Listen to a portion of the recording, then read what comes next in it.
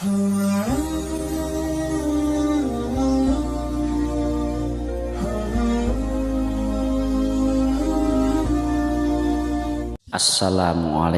warahmatullahi wabarakatuh. Jauh sebelum era kenabian Nabi Muhammad Shallallahu Alaihi Wasallam, Ats-Tsa'labi mengisahkan lelaki yang bernama Isya. Dia dari kalangan Bani Israel. Isya merupakan salah satu ulama yang biasa membaca kitab terdahulu. Dari kitab-kitab itu dia menemukan sifat-sifat Nabi Muhammad Shallallahu Alaihi Wasallam. Semua sifat Nabi Muhammad SAW ditulis dalam sebuah lembaran dan disembunyikan di dalam sebuah peti yang terkunci.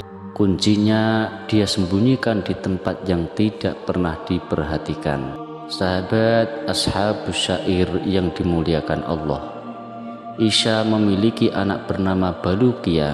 Jelang wafatnya, dia berwasiat kepada Baluqiyah agar dia menjadi hakim di kalangan Bani Israel setelahnya. Setelah beberapa lama ayahnya meninggal, tiba-tiba dia melihat sebuah peti. Peti itu didapatkannya terkunci. Dia tanyakan peti itu kepada ibunya. Ibunya menjawab, "Aku tidak tahu apa yang ada di dalam peti ini dan tidak tahu di mana kuncinya." Selanjutnya kunci itu dihancurkan oleh Baluqiyah dan membuka petinya. Di dalamnya dia melihat ada lembaran yang tertuliskan sifat Rasulullah SAW. Dari lembaran itu Baluqiyah juga mengetahui Muhammad SAW akan menjadi penutup para nabi dan rasul, serta surga diharamkan bagi para nabi sehingga dia dan umatnya masuk terlebih dahulu. Setelah selesai membacanya, dia membawa lembaran tersebut kepada ulama Bani Israel. Tatkala mendengar sifat Muhammad SAW, mereka berkata kepada Baluqiyah, "Bagaimana bapakmu mengetahui hal ini, tetapi dia tidak memberitahu kepada kami?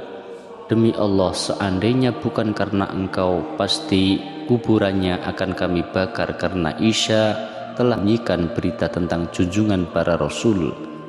Baluqiyah pun akhirnya memilih untuk beranjak dari kampungnya. Dia pamit kepada ibunya dan berjanji tidak akan kembali hingga dirinya bertemu Nabi Muhammad SAW. Dengan menetapkan keyakinan dan niat tulus, Baluqiyah melangkah tanpa ada petunjuk pasti dari mana Muhammad berada. Baluqiyah memulai pengembaraannya. Petualangan yang sesungguhnya membawa dirinya menemukan wilayah yang tak pernah terbesit di benaknya. Tibalah Baluqiyah dalam sebuah jazirah. Di sana terdapat ular besar dan dia berkata, "Tidak ada Tuhan kecuali Allah dan Muhammad adalah utusannya." Lalu Baluqiyah pun mengucap salam. Kelompok ular itu bertanya kepada Baluqiyah, "Dari golongan mana engkau?" Baluqiyah pun menjawab dirinya berasal dari kaum Bani Israel dan menanyakan di mana Muhammad sekarang. Sayang, pertanyaan Baluqiyah tanpa jawaban yang tegas. Ular itu yang ditemuinya, mereka berkuasa atas semua ular yang berada di bumi. Andai si ular menjaga itu tak mengawasinya, ular akan bergerak dan mengancam umat manusia. Perjalanan panjang Baluqiyah membuatnya tak menemukan pemandangan manusia.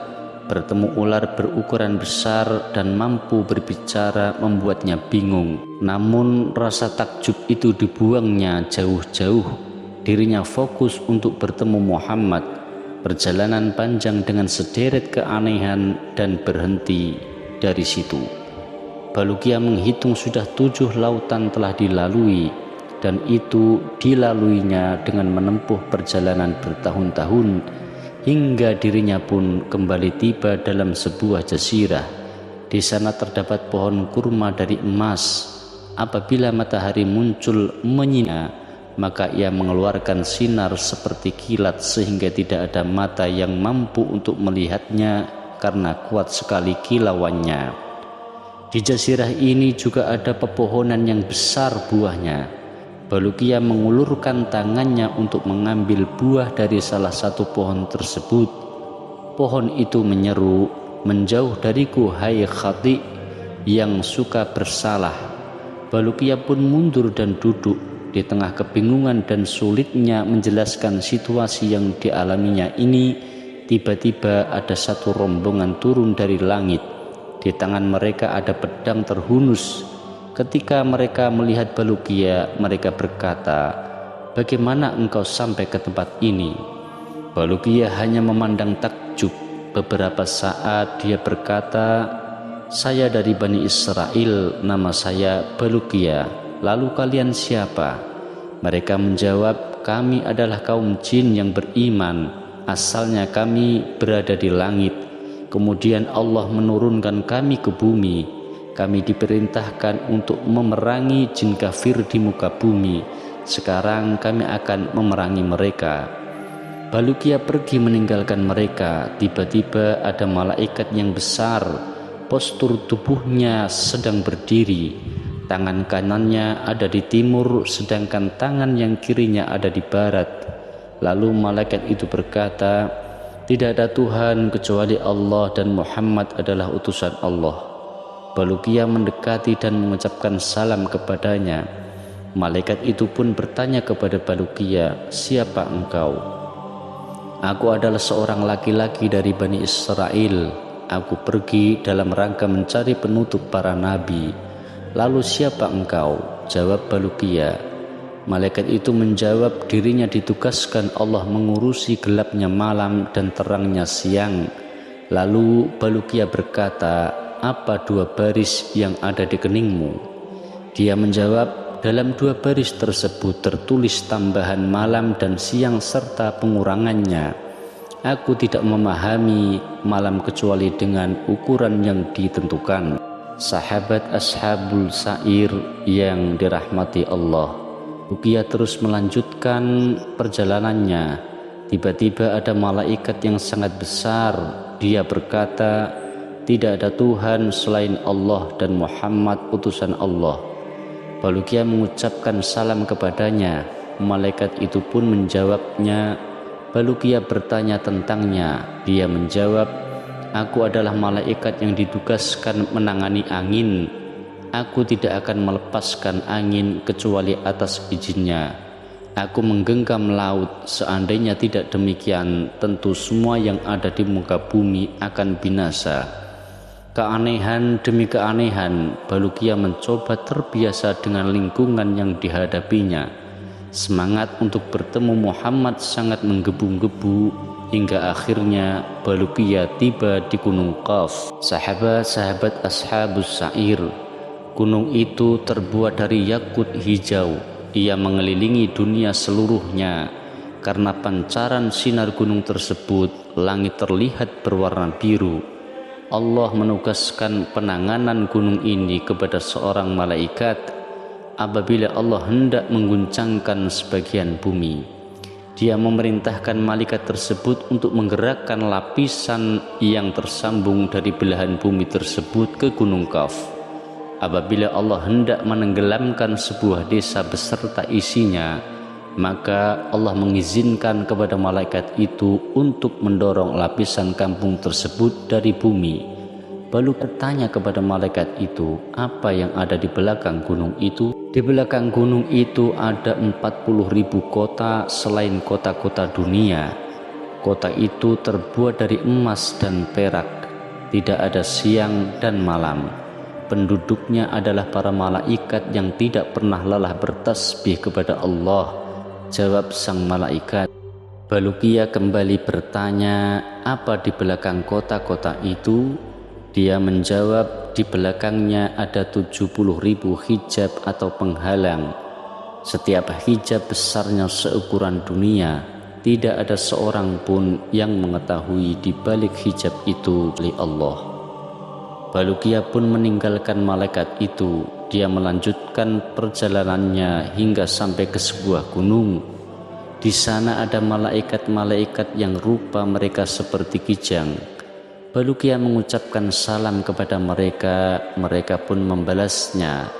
Baluqiyah bertanya kepada mereka, "Siapa kalian?" "Kami adalah sebagian malaikat Allah. di sini kami beribadah kepada Allah, tidak kami diciptakan. Jawab si malaikat. Lalu Baluqiyah bertanya kepada mereka tentang gunung besar yang menghadap kepada mereka, yang menyinarkan cahaya seperti matahari. Lalu malaikat itu menjawab, itu adalah gunung dunia yang terbuat dari emas. Semua logam emas yang ada di bumi ini bersumber darinya. Sahabat Ashabus Sa'ir yang dirahmati Allah, Baluqiyah meninggalkan mereka. Dia melanjutkan perjalanannya hingga ke sebuah laut yang sangat luas. Di sana ada 2 ikan yang sangat besar.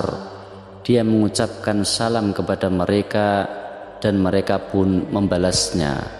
Keduanya bertanya kepada Baluqiyah, siapa engkau hai makhluk Allah? Aku Baluqiyah dari Bani Israel. Aku datang dalam rangka mencari Muhammad, penutup para nabi. Apakah kalian memiliki sesuatu yang bisa aku makan? Tanya Baluqiyah. Atas izin Allah, kedua ikan itu memberinya roti. Dimakannya roti itu dan setelahnya Baluqiyah tidak merasa lapar lagi. Selanjutnya dia sampai ke sebuah jazirah. Di sana Baluqiyah melihat seekor burung yang sangat besar, indah rupanya dan memiliki sesuatu yang bisa membuat akal tercengang karena keindahannya. Burung itu ada di atas sebuah pohon yang di bawahnya ada hidangan, yang di atasnya ada ikan yang dipanggang. Baluqiyah mendekati burung itu, mengucapkan salam dan bertanya, siapa engkau? Aku adalah salah satu malaikat yang ada di surga. Aku diutus oleh Allah mengirim hidangan ini kepada Adam dan Hawa ketika keduanya berkumpul di Gunung Arafah. Keduanya telah menyantap sesuatu darinya, lalu Allah menyuruhku untuk meletakkan hidangan tersebut di sini dan aku berdiam diri di dekatnya hingga hari kiamat, kata si burung itu. Dia juga memerintahku untuk memberikan sesuatu kepada orang yang datang ke sini. Maka Baluqiyah memakan sesuatu dari hidangan itu. Akan tetapi tak sedikit pun hidangan itu berkurang. Hidangan itu seperti kembali keadaannya semula. Baluqiyah bertanya kepada sang burung tentang hidangan itu. Ia menjawab, sesungguhnya makanan dunia akan berkurang dan berubah bila didiamkan, sementara makanan surga tidak akan pernah berkurang dan berubah. Apakah ada seseorang yang pernah memakan hidangan ini? Tanya kembali Baluqiyah. Sudah, sesungguhnya Khidir Abdul Abbas terkadang datang ke sini dan memakan hidangan ini. Setelah itu dia pergi lagi, jawab si burung. Mendengar itu Baluqiyah memutuskan diri tinggal di tempat untuk bertemu Khidir, berkumpul bersamanya dan menanyakan berbagai hal kepadanya. Sahabat-sahabat Ashabus Sa'ir yang dirahmati Allah, pada suatu hari ketika Baluqiyah sedang duduk, tiba-tiba Nabi Khidir alaihissalam mendatanginya dan mengenakan pakaian putih. Baluqiyah berdiri menyambut dan mengucapkan salam kepadanya. Nabi Khidir alaihissalam membalasnya. Baluqiyah berkata, wahai Abdus Salam, aku telah bepergian dalam rangka mencari Nabi akhir zaman, hingga akhirnya aku sampai ke tempat ini. Aku diam di sini menunggu kedatanganmu agar engkau memberitahuku tentangnya. Hai Baluqiyah, sesungguhnya Nabi akhir zaman tidak akan muncul saat ini dan engkau tidak akan bertemu dengannya sekarang ini, balas Nabi Khidir alaihissalam. Hai Baluqiyah, tahukah engkau berapa jarak antara kamu dengan ibumu? Tanya Nabi Khidir alaihissalam kembali. Baluqiyah menjawab, tidak tahu. Khidir berkata, jaraknya adalah jarak tempuh 50 tahun. Maukah aku letakkan kamu di hadapan ibumu? Kata Nabi Khidir alaihissalam. Baluqiyah mengiyakan dan Khidir menyuruhnya untuk memejamkan mata. Baluqiyah berkata, aku pejamkan kedua mataku. aku tidak tahu apa-apa kecuali ibuku telah ada di sampingku.